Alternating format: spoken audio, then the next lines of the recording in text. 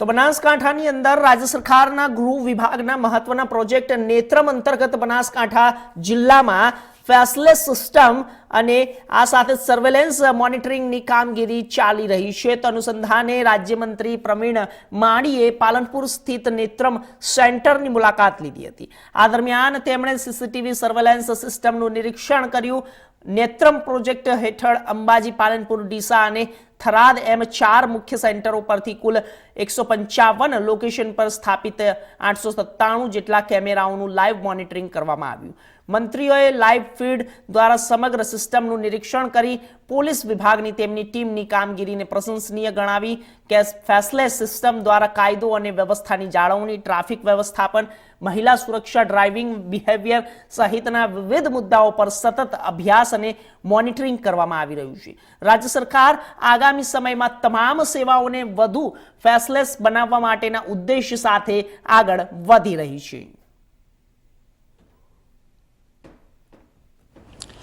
આજે બનાસકાંઠાના નેત્રમ એટલે કે રાજ્ય સરકારનો ગૃહ વિભાગનો મહત્ત્વનો પ્રોજેક્ટ ફેસલેસ સિસ્ટમથી મોનિટરિંગ થઈ શકે, સર્વેલન્સ થઈ શકે, એ અનુસંધાને આજે પાલનપુરના નેત્રમની મુલાકાત કરવાનું થયું છે.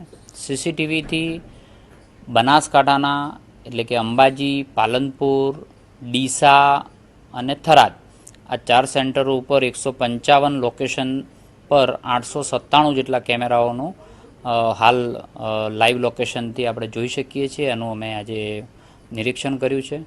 પોલીસ વિભાગ અને એમની ટીમ ખૂબ સારું કામ કરી રહી છે. જે ફેસલેસ, જે આપણી લો એન્ડ ઓર્ડરની બાબત હોય, ટ્રાફિક સિસ્ટમની બાબત હોય, હ્યુમન બિહેવિયર્સની વાત હોય કે ડ્રાઇવિંગ બિહેવિયરની વાત હોય, આ તમામ બાબતો ઉપર અભ્યાસ પણ ચાલી રહ્યો છે અને એનું અનુસંધાન, એનું મોનિટરિંગ પણ થઈ રહ્યું છે.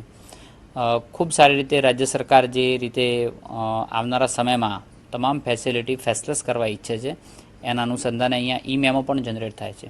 તમામ લોકોને વિનંતી કરું છું કે આપણે નિયમોનું પાલન કરીએ અને સેફ જર્ની કરીએ એવી વિનંતી પણ કરું છું. આગામી સમયમાં શું ડેવલપિંગ કરી શકાય? આવનારા સમયમાં જે રીતે કોઈ ક્રાઇમની ઘટના બનતી હોય, એ લોકેશન ઉપર કેમેરા ન હોય તો એને આઈડેન્ટિફાઈ કરી અને આગળ આ પ્રોજેક્ટ રન થાય, વધારે સ્ટ્રેન્થનિંગ થાય એ પ્રકારનું આયોજન પણ